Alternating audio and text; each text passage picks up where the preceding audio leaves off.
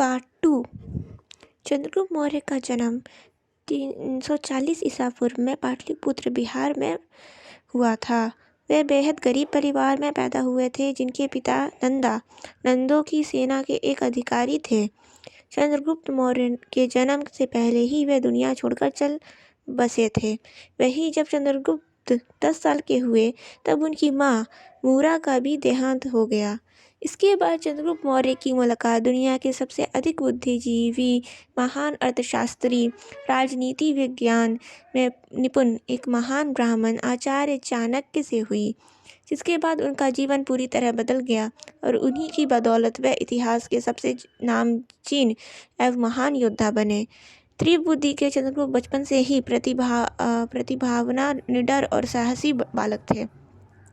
चाणक्य ने उनके गुणों को पहले मुलाकात में ही पहचान लिया था, इसलिए वे उनको तक्षशिला विश्वविद्यालय में ले गए थे, जहां पर उन्होंने चंद्रगुप्त की प्रतिभा को और अधिक निखारने के लिए पढ़ाना शुरू किया।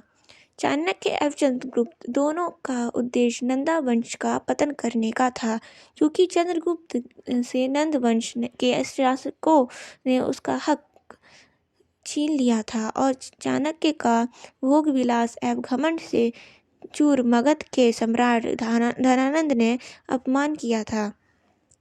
इसके लिए दोनों ने कुछ अन्य शक्तिशाली शासकों के साथ मिलकर गठबंधन किए और एक विशाल सेना तैयार कर मगध के पाटलिपुत्र में आक्रमण कर नंदा वंश के अस्तित्व को मिटाने में विजय हासिल की। इस तरह महान सम्राट चंद्रगुप्त ने चाणक्य के मार्गदर्शन से बेहद कम उम्र में मौर्य साम्राज्य की स्थापना की और चाणक्य को अपनी दरबार में मुख्य राजनीतिक सलाहकार एवं प्रधानमंत्री नियुक्त किया।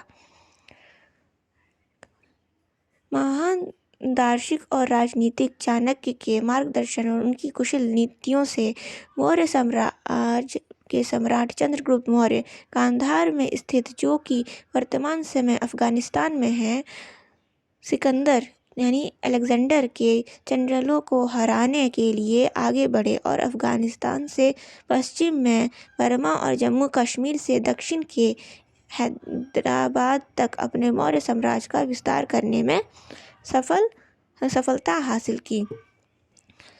सेल्यूकस, जो सिकंदर का बेटा था, उससे संधि के बाद उन्होंने अपनी सुंदर राजकुमारी का विवाह महान योद्धा चंद्रगुप्त के साथ कर दी। वहीं इसके बाद में सम्राट चंद्रगुप्त मौर्य ने निकेटर को 500 हाथियों की विशाल सेना दी, जिसका इस्तेमाल निकेटर के 301 ईसा पूर्व में हुई एक लड़ाई जीतने में की गई थी। इस तरह सम्राट चंद्रगुप्त मौर्य ने अलग अलग टुकड़ों में बटे सभी गणराज्यों को एकजुट कर उत्तरी और पश्चिमी राज्यों पर अपने मौर्य साम्राज्य का विस्तार किया। हालांकि वह कलिंगा, वर्तमान में उड़ीसा, और तमिल साम्राज्य पर अपना शासन करने में नाकामयाब साबित हुए। आगे की वीडियो देखने के लिए लाइक और सब्सक्राइब और कमेंट ज़रूर करें। Thank you so much.